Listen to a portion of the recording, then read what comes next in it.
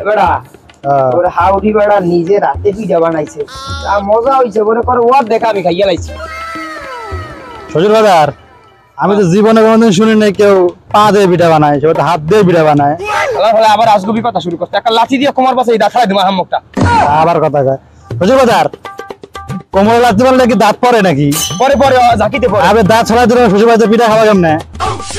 উল্টা পাল্টা কথা শুরু করছে তুই তো আরবি ভালো করে আরবি এলাকার মানুষ কিন্তু তোর নামে এমনিতেই উল্টা পাল্টা কথা কয় শ্বশুর বাজার আবার বলায় পিঠা কি দিয়ে বানায় গো পিঠা কি জানো না পিঠা কি দিয়ে বানায় দিয়ে বানায় পিঠা চাউলের গুঁড়ো দিয়ে বানায় চাউলের গুঁড়া দিয়ে বানানো পিঠা যদি এত টেস্টি হয় তা না জানি ওই চাল কত টেস্টি এই তোরে কোনো এককালে কোনো বলদা কথা বার্তা ছুড়াই দিব তোরে কইছি না তুই উল্টা পাল্টা কথা কবি তুই এই বলদা কথা বার্তা হেকছো কাটারে এ হামকটাই তোর বুদ্ধি হইবে কবে তোর বুদ্ধি হইবে কবে হামকটাই আর বুদ্ধি হয়ে কেমন আমার বাড়ির তখন কি চোর আসছিল নাকি আচ্ছা বুদ্ধি লাগে তোর সুরের সম্পর্কটা কি কে আপনি শোনেন নাই চোর বলালে বুদ্ধি করে আমার বাসায় চোরও আসে নাই এই চোর পাওয়া হয় নাই আমার এই বুদ্ধিও হয় নাই হালা ফালা লাগে আমার মাইয়া বিয়ে দিয়ে আল্লাহ আমি এককালে ফকির হয়ে গেছি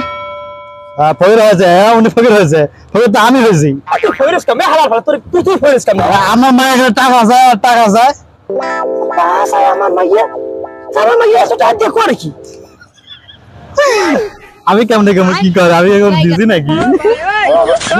না দিয়ে